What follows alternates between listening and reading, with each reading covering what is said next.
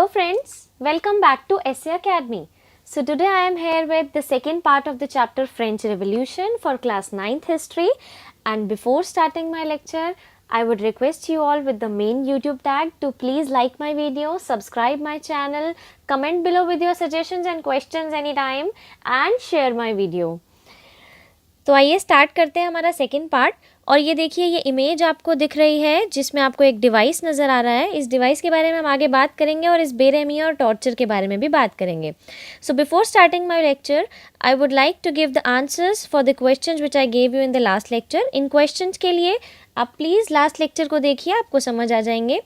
First answer is Bourbon, second tax levied by the church, third 14 July 1789, fourth John Locke, fifth Montesquieu. तो हमने last में क्या पढ़ा था कि फाइनली फ्रांस के लोगों ने बहुत लड़ाई करी और रेवोल्यूशन बहुत अच्छे से चला। लुइस 16 फाइनली मान गए और उन्होंने फ्रांस को एक मोनार्कियल कंट्री से हटाकर एक रिपब्लिक बनाने का फैसला कर लिया। अब क्या हुआ कि उस टाइम पर प्रूशिया एक बहुत ही पावरफुल कंट्री थी और लुइस 16 जो थे उनका प्रूशिया की तरफ काफ़ी ज़्यादा झुकाव था। क्या हुआ, उन्होंने लुइस 16 ने प्रूशिया के साथ थोड़ी डिस्कशंस करी और उनसे बातचीत करके, क्योंकि वो लोग डर गए थे, the other countries were very terrified, they were scared, क्योंकि वो फ्रांस के लोगों का जो रेवोल्यूशन चल रहा था उससे वो डर गए थे। सो दे डिसाइडेड कि हम किसी ना किसी तरीके से इन रेवोल्यूशनरीज को सप्रेस करें। अब वो तो रेवोल्यूशनरीज को सप्रेस करना चाहते थे, बट वो ये चीज़ भूल गए कि जो नेशनल असेंबली के लोग हैं वो बहुत ही स्मार्ट हैं। तो क्या हुआ कि जब ये लोग डिसाइड कर रहे थे सारे किंग्स मिलकर कि हम किसी तरीके से रेवोल्यूशनरीज को दबाएं, मीनवाइल नेशनल असेंबली ने वॉर डिक्लेयर कर दिया against Prussia and Austria in April 1792। The question arises कि प्रूशिया तो ठीक है, ऑस्ट्रिया के खिलाफ क्यों लड़ाई छेड़ दी? बिकॉज रिमेंबर, जो किंग लुइस 16 की वाइफ थी वो एक ऑस्ट्रियन प्रिंसेस थी, तो इसीलिए ऑस्ट्रिया के खिलाफ भी फ्रेंच रेवोल्यूशनरीज ने लड़ाई छेड़ दी थी। नाउ व्हाट हैपेंड कि बिल्कुल इन लोगों ने बहुत ही ज़्यादा जोश के साथ ये लोगों ने और रेवोल्यूशन करना स्टार्ट कर दिया and they declared war. And during the declaration of war thousands of people join the army. अब बात इनकी इज्जत पे आ गई थी, तो अब इनको उस इज्जत के लिए लड़ना था। बहुत जगह इन्होंने बहुत अवेयरनेस फैलाई, काफ़ी पैट्रियाटिक सॉन्ग्स बनाए। उनमें से एक पैट्रियाटिक सॉन्ग था मर्सेल्स, और इसके पोएट का नाम है, सॉन्ग के पोएट का नाम है रॉगेट डी एले। तो ये सॉन्ग जो था ये इतना फेमस हुआ, लोगों के बीच में इतना अवेयर किया गया इस सॉन्ग को कि बाद में जब फ्रांस एक रिपब्लिक नेशन बन गया तो ये सॉन्ग फ्रांस का नेशनल एंथम बन गया था। अब जैसे जैसे लोगों में पॉलिटिकल अवेयरनेस धीरे धीरे बढ़ती जा रही थी, वैसे वैसे लोगों में ये रियलाइजेशन आती जा रही थी कि हमें अब यहाँ पे रूलर की ज़रूरत तो बिल्कुल भी नहीं है, और अब हम यहाँ पे खुद अपने आप जो है डेमोक्रेसी ला सकते हैं और एक रिपब्लिक बन सकते हैं, और हमें अब यहाँ पे रिवोल्यूशन भी नहीं चाहिए और अब हमें यहाँ पे रूलर भी नहीं चाहिए। तो हमें इस लड़ाई झगड़े को एक एंड पे लाना होगा। अब लोगों को इस चीज़ की समझ आ गई थी। तो जैसे जैसे रेवोल्यूशन धीरे धीरे ये रेवोल्यूशनरीज में समझ आती जा रही थी, वैसे सोसाइटी के काफ़ी सारे लोग इस चीज़ से कन्विंस होते जा रहे थे। जगह जगह मिलकर वो इस बारे में बातें करते जा रहे थे। मोस्ट सक्सेसफुल क्लब्स बन गए थे और उन मोस्ट सक्सेसफुल क्लब्स में थे, एक था जैकोबिन्स क्लब। सो जैकोबिन्स क्लब जो था, अब क्लब है ऑब्वियसली सब लोग इकट्ठे होते हैं, बात करते हैं, तो उस क्लब का कोई लीडर भी चाहिए। तो उसका लीडर था मैक्सिमिलियन रॉबेस्पियर। अभी तो आपको लग रहा है बहुत ही अच्छा नाम है, बहुत ही हाई फाई इंसान है। अभी देखिए इनकी शक्ल मैं आपको दिखा देती हूँ। इस मासूम से चेहरे के पीछे बहुत शैतानी छुपी है। अभी आगे पता चलेगा इन्होंने क्या क्या किया। तो देखते हैं कि जब जैकोबिन्स क्लब बना तो जैकोबिन्स क्लब के लीडर थे मैक्सिमिलियन रॉबेस्पियर, और जैकोबिन्स क्लब में सभी जो लोग थे वो लीस्ट जो प्रोस्पेरस सोसाइटी से बिलोंग करते थे, जैसे वॉच मेकर्स, प्रिंटर्स, आर्टिसंस, शू मेकर्स, डेली वेज वर्कर्स, ये सब उसमें इन्वॉल्व थे। औरतों का भी बहुत बड़ा कंट्रीब्यूशन है फ्रेंच रेवोल्यूशन में, हम आगे बात करेंगे। तो जैकोबिन्स क्लब के जो लोग थे वो लिबर्टी का और जस्टिस का काफ़ी ज़्यादा दावा करते थे, काफ़ी ज़्यादा इन्हें फैलाने की बातें करते थे, और इसीलिए उनका पहनावा भी कुछ ऐसा ही था। वो ये दिखाने की कोशिश करते थे कि हम सोसाइटी में कितने पीड़ित हैं, हमें ऊपर कितना अत्याचार होता है। तो उनकी जो ड्रेस थी वो स्ट्राइप्ड ट्राउजर्स पहनते थे और रेड कैप लगाते थे which was a symbol of liberty, और वो फैशनेबल सोसाइटी से बिल्कुल हट के, और मतलब जो जैसे कि नोबल्स होते थे दे वोर नी ब्रीचेस, वो बिल्कुल ऐसा नहीं करते थे। And later on Jacobins came to be known as sansculottes, जिसका मतलब है those without the knee breeches. तो ये कुल मिला के अपने आप को ऐसा दिखाना चाहते थे कि हम लिबर्टी के लिए लड़ाई कर रहे हैं और हमें जो है आगे जस्टिस और लिबर्टी चाहिए एंड नथिंग एल्स। तो धीरे धीरे क्या हुआ कि इन्होंने रेवोल्यूशन बढ़ाते गए और रेवोल्यूशन बढ़ाते बढ़ाते के साथ क्या हुआ, एक मॉर्निंग आई अगस्त 10 की और सभी लोग इकट्ठे होकर बहुत ज़्यादा गुस्से में, क्योंकि हाई प्राइस हो गया था फूड का बहुत ज़्यादा, तो इन्होंने अब ये सोच लिया था कि हम इसके खिलाफ आवाज़ उठाएंगे। ये सभी लोग इकट्ठे हो गए और ये वॉक करते लग गए और ये वॉक करते करते गए एक पैलेस पे, पैलेस ऑफ ट्यूलरीज।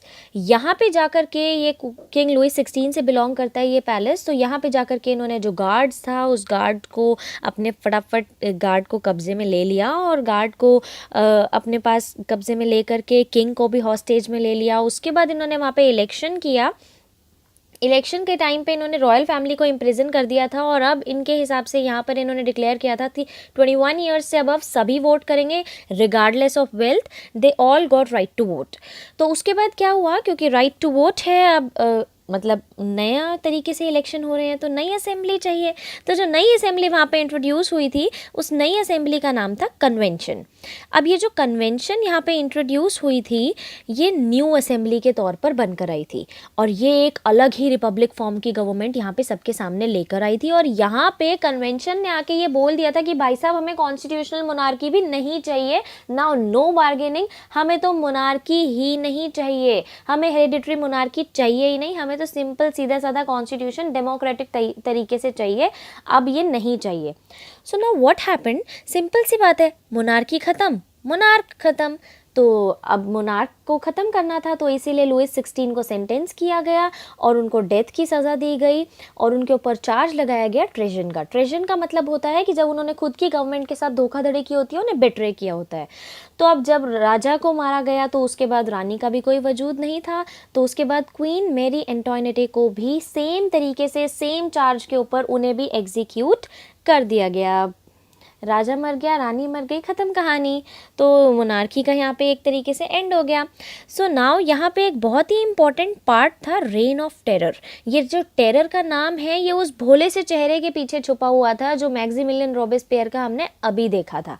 क्या हुआ था कि मैक्सिमिलियन रॉबेस्पियर, क्योंकि जैकोबिन्स क्लब की सरकार चल रही थी, जैकोबिन्स गवर्नमेंट चल रही थी, ये बहुत ही रेडिकल तरीके का इंसान था और ये क्या सोचता था कि कोई भी उसके खिलाफ जाएगा, वेदर वो एक्स नोबिलिटी फैमिली से बिलोंग करता है, क्लर्जी से बिलोंग करता है, जो जिसे भी वो अपना एनिमी मानता था, और अगर वो उसी के कोर्ट का और उसी का बंदा होगा तो भी अगर कोई उसके खिलाफ जाता था उसके पास सीधा एक ही तरीका होता था, वो सबसे पहले तो उस बंदे को अरेस्ट करेगा, उसको इम्प्रिजन करेगा, फिर उसको ट्राई करेगा, मतलब उसके खिलाफ केस चलेगा रेवोल्यूशनरी ट्रिब्यूनल में, अगर वो गिल्टी पाया गया तो उसे गिलेटाइन कर दिया जाएगा। Now what was guillotine? The first image which was shown on the front page of this lecture, क्या था? वो एक डिवाइस था, वो गिलेटाइन मशीन थी, वो एक डिवाइस था जिसमें ब्लेड्स लगे हुए थे दो पोल्स के बीच में और उसमें किसी भी पर्सन को बीच में खड़ा करके उसे बिहेड कर दिया जाता था, उसका सर काट दिया जाता था, क्योंकि this was a very brutal punishment जो ये रॉबेस्पियर ने निकाली हुई थी, क्योंकि इसको अपने दुश्मनों को इसी तरीके से सज़ा देना अच्छा लगता था।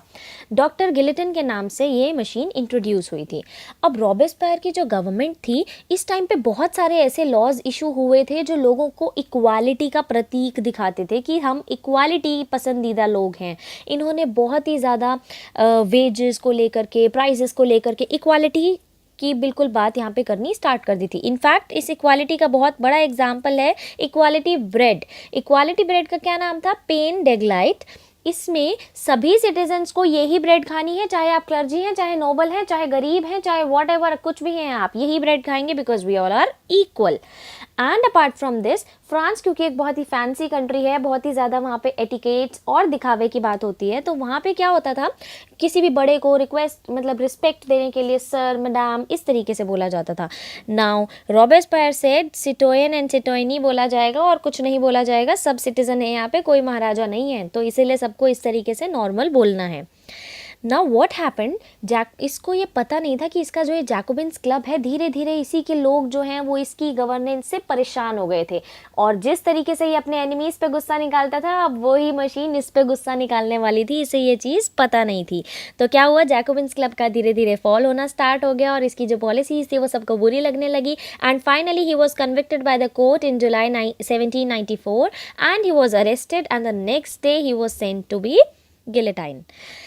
अब जैकोबिन्स गवर्नमेंट गिर गई, अब क्या हुआ, एक नया कॉन्स्टिट्यूशन बनाया जाने वाला था। अब नए कॉन्स्टिट्यूशन के लिए क्या किया जाने वाला था कि एक नई डायरेक्टरी बनी। अब उस टाइम जो फ्रांस की सिचुएशन थी वो बहुत अनस्टेबल सिचुएशन थी, तो उस टाइम पे जितने भी वेल्दी और मिडिल क्लास के लोग थे वो सब सामने आए और उन्होंने वोटिंग राइट्स के लिए बात करी, और उन्होंने प्रॉपर्टी जो ये सब मतलब बातें थी कि उन्होंने भी आकर के यही किया, गलत किया कि जो प्रॉपर्टीड लोग थे उनको वोटिंग राइट्स दे दिए गए।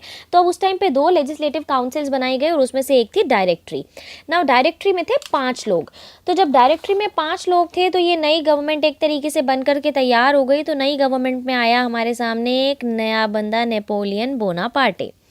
नाउ क्या हुआ, इसने यहाँ पे आके बहुत ही अच्छा काम किया था। इसने फ्रांस को अटैक से बचाया था। अटैक से क्यों बचाया था? क्योंकि आसपास की कंट्रीज़ के जितने भी लोग थे they were planning to attack over France, क्योंकि सबको ये लग रहा था कि फ्रांस हमारा दुश्मन बना हुआ है। और नेपोलियन बोनापार्टे ने बहुत ही अच्छा इंसान बन के, मिलिट्री कमांडर बन के फ्रांस को बचाया। पता नहीं था ना किसी को भी कि फ्रांस को बचाने के बाद यही आके फ्रांस के बैंड बजाने वाला, ये नहीं पता था किसी को भी। तो क्या हुआ कि नेपोलियन ने फ्रांस को बचाया और यहाँ पे आके खुद ही मोनार्क बन गए भाई साहब। पहले तो नेपोलियन बोनापार्टे ने यहाँ पे आके बहुत ही अच्छा काम किया और बहुत ही अच्छा डायरेक्टरी में चेंजेस लाए। दो ये पहले पॉलिटिकल इंस्टेबिलिटी की बातें करता था, सबको समझाता था, बट ये बाद में मिलिट्री डिक्टेटर बन गया। कहीं ना कहीं इसने चेंजेस बहुत अच्छे किए, इक्वालिटी के लिए, फ्रैटर्निटी के लिए, सबको इंस्पायर किया और रेस्ट ऑफ द यूरोप से बिल्कुल अलग बातें करने की इन्होंने कोशिश करी। बट लेटर ऑन गलत तो किया ना, ये यहाँ पे इन्होंने डिक्टेटर बनने की कोशिश करी, विच वॉज वेरी रॉन्ग। अब यहाँ पे एक मोस्ट इंपॉर्टेंट टॉपिक छिड़ा हुआ है, रोल ऑफ वुमेन। वुमेन का रोल बहुत इंपॉर्टेंट था। स्टार्टिंग से ही जो औरतें थी वो बहुत ही एक्टिव पार्टिसिपेंट थी फ्रांस में, और उन्होंने स्टार्टिंग से ही ये होप, सिर्फ उनकी एक ही होप थी कि हमें बस वोटिंग राइट मिल जाए, हमें और कुछ नहीं चाहिए। और एक्टिव वुमेन्स कौन कौन थी? रिच भी थी, पुअर भी थी, थर्ड स्टेट की अनएडुकेटेड वुमेन भी थी। उनके पास ना तो जॉब ट्रेनिंग थी, बहुत छोटी छोटी जॉब्स उनको करनी पड़ती थी। और जो रिच वुमेन थी वो डॉटर्स थी नॉबल्स की। ठीक है, तो इस तरीके से ये जो धीरे धीरे औरतें थी ये भी इकट्ठी होती थी, इनका क्लब बनता था। तो एक क्लब ऐसा बना और बहुत ही फेमस हो गया, the society of revolution and Republican women. तो धीरे धीरे ये क्लब फेमस हो गया और इन सभी क्लब्स में सभी औरतों की सिर्फ एक ही डिमांड थी कि बस हमें आप इक्वालिटी दे दीजिए, वोटिंग राइट दे दीजिए और हमें कुछ नहीं चाहिए। अब कॉन्स्टिट्यूशन जो आया 1791 का, उसने क्या किया, उसने वुमेन को और स्टेटस देने की बजाय और उनका स्टेटस डिग्रेड कर दिया। अब धीरे धीरे नए लॉज इंट्रोड्यूस हुए। रेवोल्यूशनरी गवर्नमेंट की वजह से क्या क्या हुआ, स्कूलिंग कंपलसरी कर दी गई गर्ल्स के लिए। अब उनको कोई फोर्स नहीं कर सकता था मैरिज के लिए, अब उनके कंसेंट की बहुत ज़्यादा ज़रूरत थी और उनको फ्री कंसेंट में एंटर होना था। अब डिवोर्स भी लीगल कर दिया गया था। इसका मतलब अब सिर्फ आदमी डिवोर्स नहीं दे सकता, औरत भी दे सकती है। अब जो औरतें थीं उनको जॉब ट्रेनिंग भी दी जाने लगी जॉब्स के लिए। वो अब सिर्फ छोटा मोटा बिजनेस या छोटी मोटी जगह काम नहीं कर सकती, अब वो आर्टिस्ट भी बन सकती है, अपना खुद का बिजनेस भी रन कर सकती हैं। So this was a quite well good development. और उसके बाद क्या हुआ, very main important topic, abolition of slavery. Abolition of slavery से पहले आप ये ध्यान रखिए कि कुछ इंपॉर्टेंट यहाँ पे बीच में सोर्सेज हैं आपकी बुक में जो आपको ज़रूर पढ़ने हैं। जैसे वुमेन का रिवोल्यूशन की जब बात है तो ये एक लाइफ है एक रेवोल्यूशनरी वुमेन के, ओलंपे डी गोर्जेस, जिन्होंने बहुत ही अच्छा काम किया था और इन्होंने बहुत लड़ाई करी थी कॉन्स्टिट्यूशन के लिए and declaration of rights of main and citizen के खिलाफ कि इसमें से वुमेन को आप नहीं निकाल सकते हैं। And later on she was tried by the national convention और उनको भी ट्रेजन का चार्ज लगा दिया था एंड शी वॉज एग्जीक्यूटेड। तो बहुत औरतों ने ऐसी अपनी जान गंवाई है और रॉबेस्पायर ने बाद में ये सारे जो औरतों के क्लब्स थे इन्हें बैन भी कर दिया था और औरतों को एक्सक्लूड कर दिया था बिल्कुल। तो ये जो मूवमेंट निकल के आई थी, जो औरतों ने इसके बाद लड़ाई करी थी, वो इंटरनेशनल सफरेज मूवमेंट थी, क्योंकि वो इंटरनेशनल लेवल पे सभी औरतें जो हैं वोटिंग राइट की डिमांड कर रही थी। Now abolition of slavery. Slavery का क्या मतलब होता है? जब इंसान को इंसान नहीं जानवर समझा जाता है, मतलब आप इंसान को खरीद लेते हैं, वो आपका हक हो जाता है किसी इंसान पे और आप उससे जैसा चाहे वैसा काम करा सकते हैं, तो वो इंसान नहीं जानवर सब समझा जाता है, तो उसे स्लेव बोलते हैं। अब यहाँ पे कुछ कॉलोनीज थी उस टाइम पे, जैसे मार्टिन क्यू, ग्वाडलोप, सैन डोमिंगो, ये इंपॉर्टेंट सप्लायर्स थे कुछ कमोडिटीज़ के, जैसे tobacco, Indigo, sugar and coffee. और उस टाइम पे जो यूरोपियंस थे उनको दूर दूर जाना पड़ता था, लेबर की शॉर्टेज थी प्लांटेशंस पे, वो कुछ प्लांटेशंस पे काम करते थे तो वो दूर दूर जाते थे जब काम के लिए। तो क्या होता था कि मीनवाइल यहाँ पे हमने देखा है कि ट्रायंगुलर स्लेव ट्रेड चल रहा है यूरोप, अफ्रीका एंड अमेरिका में। तो ये जो स्लेव ट्रेड था 17th सेंचुरी में ही स्टार्ट हो गया था और इस टाइम पे जो सेलर्स थे वो कुछ पोर्ट्स से ही जाते थे।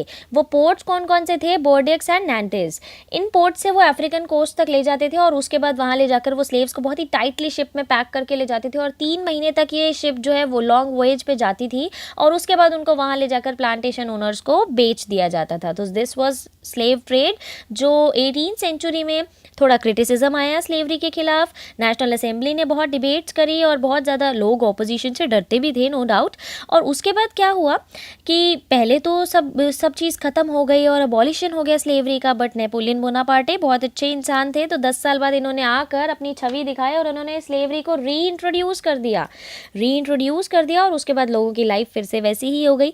बट फाइनली जब अफ्रीकन नीग्रोस की बात आई तो उन्होंने जब अपने राइट्स की बात करी तो उन्होंने इकोनॉमिक इंटरेस्ट की बात करी and finally slavery was abolished in French colonies in 1848। After that what happen कि जब कोई भी लड़ाई होती है, कहीं पे कोई भी प्रॉब्लम होती है, तो डेली लाइफ पे तो बहुत ज़्यादा इफ़ेक्ट होता है। जो डेली ह्यूमन बीइंग्स की लाइफ होती है वो बहुत ही ज़्यादा इफ़ेक्टेड साउंड करती है। इसी तरीके से यहाँ पे भी हुआ कि लोगों की लाइफ पे बहुत ज़्यादा इफ़ेक्ट हुआ, उनकी डेली लाइफ, औरतों की, आदमियों की, बच्चों की एवरीडे प्रैक्टिसेस में बहुत फ़र्क पड़ा। ये सब हुआ बेस्टाइल की जो परफॉर्मेंसेज हुई, जो क्लब्स बने, जो लोगों के बीच में बातें फैली, जो लोगों ने बातें करनी स्टार्ट करी, सारी चीज़ें जो थी बहुत ही ज़्यादा स्टॉर्मिंग, बहुत ही ज़्यादा डिजास्टरस, बहुत ही ट्रेमेंडस चेंजेस वाली थी। तो लोगों को क्या हुआ, ये वॉर हुआ, एक तरीके से रेवोल्यूशन हुआ, सोशल लाइफ में बहुत ज़्यादा इंक्रीजन्स हुए लोगों के, और लोगों की डिमांड सिर्फ इतनी थी, बाबा हमें कुछ नहीं चाहिए, एक तो लिबर्टी दे दो, एक जस्टिस दे दो, हम और कुछ आपसे नहीं मांग रहे हैं, बस इस चीज़ को ख़त्म करो अब यहीं पे। तो धीरे धीरे डेवलपमेंट्स हुई, सेंसरशिप अबॉलिश हुई, डिक्लेरेशन हुई, राइट्स एंड सभी लोगों को उनके राइट्स मिले रेवोल्यूशन के बाद। एंड फाइनली जो लोग थे, इनफैक्ट जो फिलोसफर्स थे, उन्होंने भी इन सब चीज़ों के बारे में लिखना स्टार्ट करा। And this was the only way, जब ये आइडियाज़ जैसे कि लिबर्टी एंड जस्टिस ये लोगों के सामने आए, लोगों ने इन आइडियाज़ को रीड किया, इन्हें समझा, and finally France started living a very good life. But Napoleon Bonaparte, जिन्होंने फ्रांस का एंड में आके बिल्कुल बंटा ढार कर दिया था, उन्होंने कुछ ऐसे यूनिफॉर्म सिस्टम्स भी निकाले थे, अच्छे अच्छे सिस्टम्स, जैसे वो उन्हें मॉडर्नाइजर भी बोला गया यूरोप का, क्योंकि उन्होंने प्राइवेट प्रॉपर्टी को प्रोटेक्शन दे दी गई थी कुछ लॉज के थ्रू। उन्होंने यूनिफॉर्म सिस्टम निकाला था वेट्स एंड मेजर्स का, डेसिमल सिस्टम भी उन्होंने प्रोवाइड करा था यहाँ पे। एंड इनिशियली बहुत सबने ऐसा सोचा नेपोलियन लिबरेटर है और उसके बाद वो लोगों को फ्रीडम दिलाएंगे, पता नहीं था कि नेपोलियन जी अपनी आर्मी ले आएंगे और सबको बिठा देंगे। But finally he was defeated in the war of Waterloo in 1815। And उसके बाद जो उनके मेजर्स थे वो सभी लोगों ने आगे बढ़ाए और उनके जो आइडियाज़ थे लिबर्टी के, डेमोक्रेटिक राइट्स के, वो पूरे फ्रांस में फैल गए और सब लोगों ने उनके सिस्टम को आगे बढ़ाया, जिसमें यूरोप 19th सेंचुरी में, even the rest of the Europe में, इनफैक्ट इन फ्रांस में फ्यूडल सिस्टम्स को अबॉलिश कर दिया गया और जो कॉलोनाइज लोग थे उन्होंने सबके आइडियाज़ वापस दे दिए। जो बॉन्डेज थी लोगों की मूवमेंट्स को लेकर वो ख़त्म हो गई। एंड इनफैक्ट सिर्फ फ्रांस में ही नहीं, कुछ ऐसे लोग थे जिन्होंने रिवॉल्यूशनरी फ्रांस के इन आइडियाज़ को इंडिया से भी तारीफ करी थी, जैसे Tipu Sultan and Ram Mohan Roy. So here this is an end of the chapter French Revolution, and with the end I want to give you some questions. In questions के answers आप comment box में दीजिएगा and I'll reply to the answers in comment box itself. So a guillotine was what? A device consisting of two poles and a blade with which a person was beheaded, a fine sword with which heads were cut off, a special noose to hang people. None of the above. जो answer आपको इस understanding से, इस lecture से आपकी समझ में आया है वो प्लीज़ नीचे कमेंट बॉक्स में ज़रूर दीजिएगा. The new constitution made France a constitutional monarchy, communist state, fully democratic state, none of the above.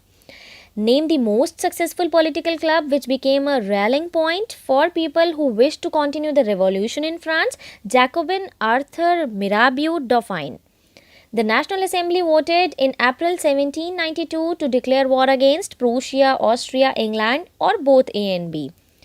The assembly elected in 1792 was called Convention, Congress, Congregation, Council.